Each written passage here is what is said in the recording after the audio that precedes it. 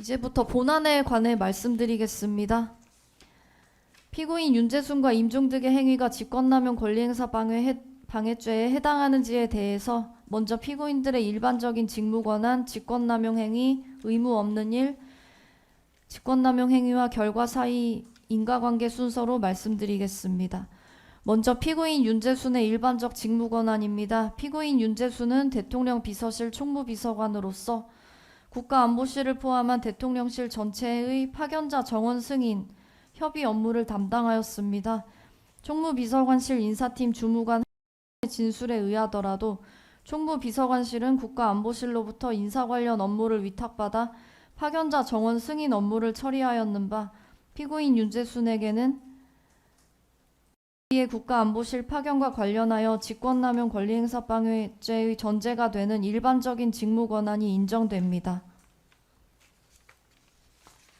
다음으로 피고인 임종득의 일반적인 직무권한입니다. 임종득은 당시 국가안보실 제2차장으로서 국가위기관리센터 등 소관 업무에 관하여 국가안보실장을 보좌할 권한이 있었습니다.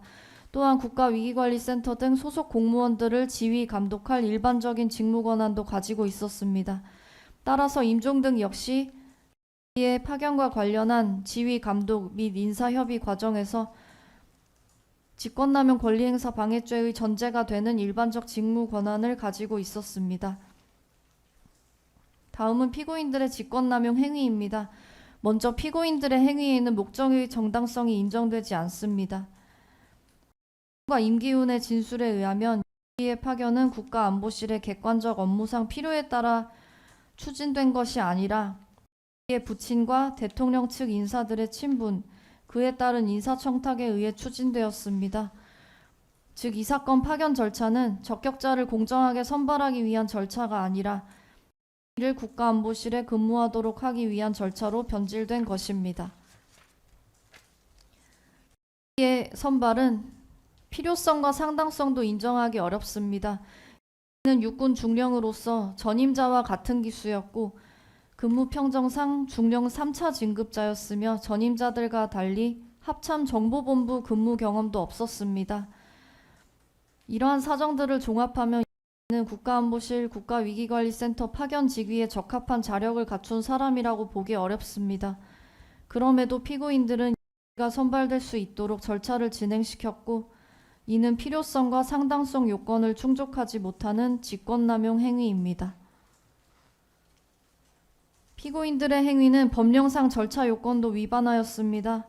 국방인사관리훈령에 따르면 파견 요청 기관은 필요한 자격 요건을 명시하여 적격자 추천을 요청할 수 있을 뿐 특정인을 지명하여 파견 요청을 할 수는 없습니다. 정상적인 절차라면 국방부 장관이 자격 요건을 명시하여 적격자 추천을 요청하고 각군 참모총장이 적격자를 복수 추천한 뒤 신원조사 등 선발 절차를 걸쳐 대상자를 선발해야 합니다. 그런데 이 사건에서는 국가안보실이 특정인을 염두에 두고 요건을 조정하며 파견 절차를 진행하였습니다.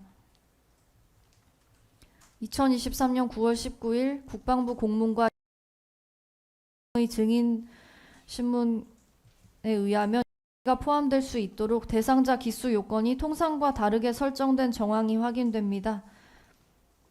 처음부터 국가안보실의 업무 수요에 맞는 적격자를 추천받은 것이 아니라 가 포함될 수 있도록 후보 조건을 설정한 것입니다.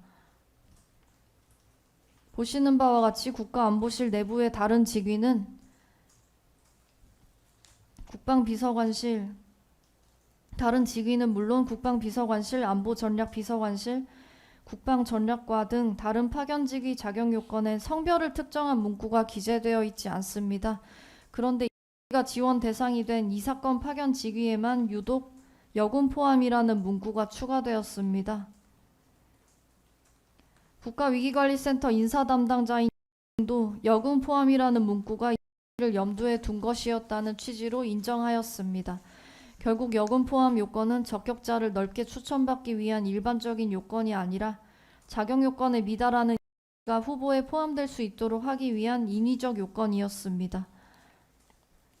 다음으로 근무 경력 요건을 보면 국가위기관리센터 근무자는 정보본부나 합참 등 관련 분석 업무 경험이 요구되는 직위였습니다.